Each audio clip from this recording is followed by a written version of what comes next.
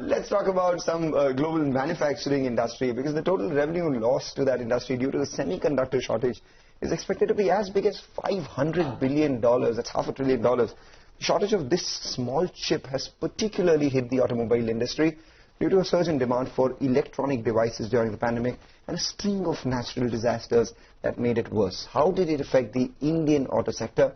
Parikshit joins in with more. The global semiconductor shortage wreaked havoc for the auto sector in 2021. According to ratings agency ICRA, Indian car makers could see a production shortfall of 5 lakh units in this fiscal. That could be an earnings loss of about 2,200 crore rupees. The current backlog of bookings is a massive 4 lakh units. Dealers have channel inventory of just 10 days, because of which customers have to wait for months to get their car. The Indian passenger car segment was particularly impacted during September and October due to lockdowns in Malaysia and Thailand.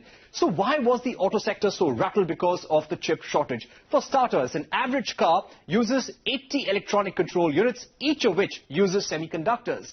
During the first COVID wave, there was overbooking of semiconductors from consumer electronics, computers and the communications industry, which utilizes 70% of global chip production compared to just 10% chip utilization by the auto sector. So naturally, there was a greater diversion to the electronics and the IT industry, and when the car production bounced back stronger than expected after the first wave in 2020, there was a shortage of chips for the auto sector.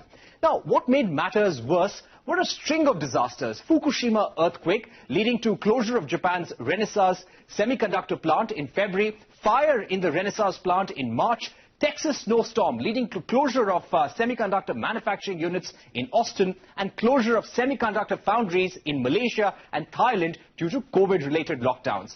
All of this led to the worst festive season for auto dealers in a decade.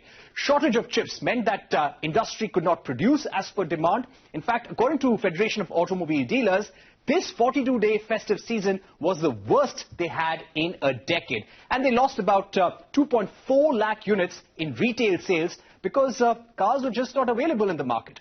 Companies were forced to make big production cuts. In fact, Maruti Suzuki, India's largest car maker, had to slash production by 60% in September. There has been some recovery, and production shortfall for Maruti is now about 10 to 15%. The company says pandemic-related uncertainties will continue. Tata Motors said it had to face a production loss of about 60,000 units due to COVID-19 and semiconductor crisis, and would have lost close to 1 lakh units in sales volumes due to the chip shortage. The company believes the semiconductor production is extremely uncertain, with no firm outlook by key suppliers. Finally, is a recovery in sight? So Bosch, which has set up task forces to deal with the chip shortage, says the situation cannot be expected to improve anytime soon, and the global auto sector will be confronted with the chip shortage for months to come.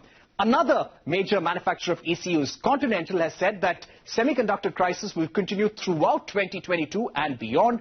Lead times to semiconductor chips is likely to be at least 6 months, and the company is now planning component demand for 24 months and 5 years for strategic components. So clearly, the semiconductor crisis is something that we'll have to live with in 2022 as well. Well, getting back to the markets then, we are almost